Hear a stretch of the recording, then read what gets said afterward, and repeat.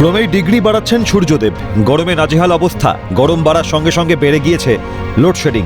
বিদ্যুৎ বিভ্রাটে জর্জরিত উত্তর চব্বিশ পরগনার বসিরহাটের ট্যাটরা ও পিফা এলাকার মানুষজন। বিদ্যুতের দাবিতে ন্যাজাট রোড অবরোধ করে বিক্ষোভ গ্রামবাসীদের। অভিযোগ, সামান্য ঝড় বৃষ্টি হলেই এলাকায় কারেন্ট থাকে না, পোহাতে হয় দুর্ভোগ।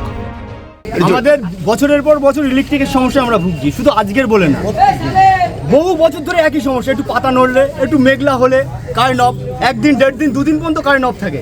এখন ছোট ছোট বাচ্চারা আছে, আমাদের অবস্থা খুব কেরাচিন হয়ে যাচ্ছে। ছোট ছোট বাচ্চাদের অবস্থা কী হবে? তাই আমরা চাইছি আমাদের পৌরসভার সঙ্গে লাইনটা জুড়ে দেওয়া হোক। তাদের আরও অভিযোগ, বৃহস্পতিবার থেকে এলাকায় বিদ্যুৎ নেই। চরম সমস্যায় শিশু থেকে বৃদ্ধ। 24 ঘন্টা কেটে গেলেও বিদ্যুৎ দফতরের তরফে কোনো রকম ব্যবস্থা নেওয়া হয়নি। এখন প্রতিদিনের এই সমস্যা থেকে মুক্তি পেতে চাইছেন এলাকার মানুষজন। তাদের দাবি, ট্যাটরা ও পিফা এলাকার সঙ্গে বসিরহাটের পাওয়ার হাউসের বিদ্যুৎ সংযোগ ঘটাতে হবে। আমাদের কারেন্টের জন্য কালকে থেকে কারেন্ট নেই, আজও পর্যন্ত এখনো কারেন্ট আসেনি। প্রথম কথা। দ্বিতীয় কথা, হাইটেশন লাইন আছে কিন্তু আমাদের কারেন্টের পরিস্থিতি খুব খারাপ। ভোগ পাস করি পৌরসভায়, কিন্তু ভোগ করি পঞ্চায়েতে। আমাদের কারেন্ট একটু মেঘ হলে কারেন্ট অফ, একটু পাতা নড়লে কারেন্ট অফ। এই কারেন্ট অফটা আমরা চাইছি বসিরহাট লাইনের সঙ্গে জুড়তে।